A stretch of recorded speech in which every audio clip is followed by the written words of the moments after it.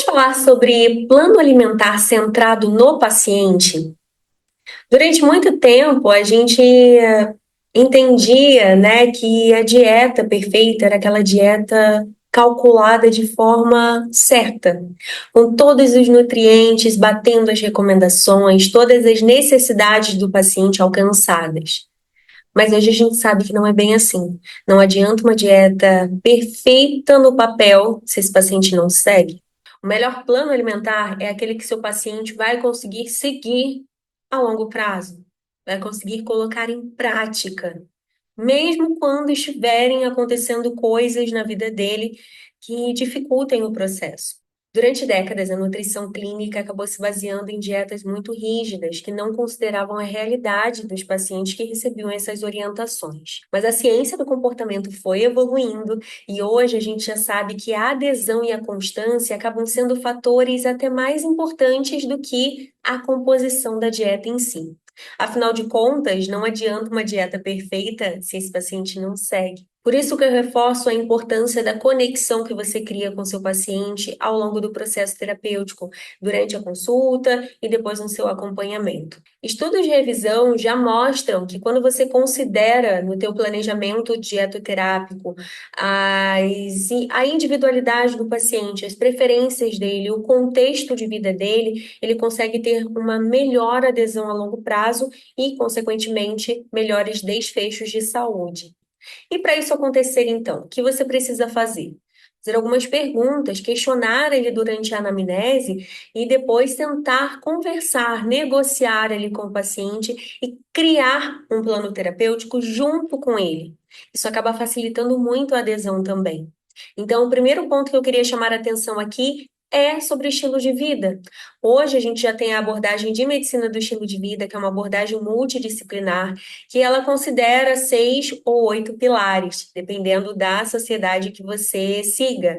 Quando a gente fala sobre a americana, são 6 pilares, e a europeia contempla 8 pilares. Independente da sociedade que você siga em relação às recomendações e aos pilares, esse é um ponto muito importante. E é um ponto de construção ativa, sua junto com o paciente. Não é uma orientação, um papel onde você só vai entregar para ele e ele vai ler falando que precisa melhorar o sono, gerenciar o estresse, por aí vai. Então, é algo que você vai conversar com ele, assumir metas, estabelecer prazos. Vocês vão construir, então, essa trajetória juntos. Quais os alimentos que ele valoriza culturalmente? Eu já tive algumas discussões em sala de aula de pessoas, por exemplo, que eram proibidas pelo nutricionista de frequentarem festas, de frequentarem eventos sociais, porque não podiam comer determinado alimento. Não era nem por uma questão, por exemplo, de transtorno, era justamente para conseguirem manter a adesão ao tratamento. Então, é muito importante que a gente considere, sim, aquilo que a pessoa valoriza, né? Um almoço de domingo na casa da família, por que não?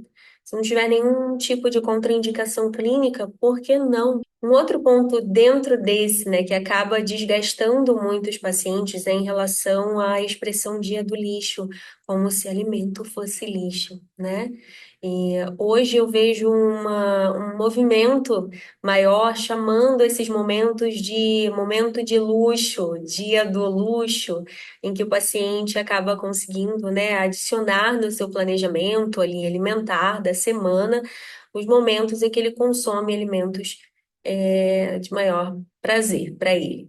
Outro ponto, quais restrições realmente fazem sentido para a rotina dele? Porque às vezes você restringe alguns alimentos por alguns motivos que nem são tão técnicos assim, é mais, por exemplo, pela abordagem que você acredita, e esse paciente tem uma super dificuldade em relação a isso, né? Então, será que essa restrição realmente é necessária naquele momento, especialmente no momento inicial ali de acompanhamento, onde esse paciente ainda está se adaptando a seguir um planejamento? Pacientes que consomem o que querem na hora que querem, enfim, quando vão ao nutricionista, muitas vezes essa é a principal objeção de iniciar o tratamento, de serem controlados de alguma forma. Então, o plano alimentar, assim como as metas que você estabeleceu para mudança no estilo de vida, devem ser programações, devem ser contratos vivos.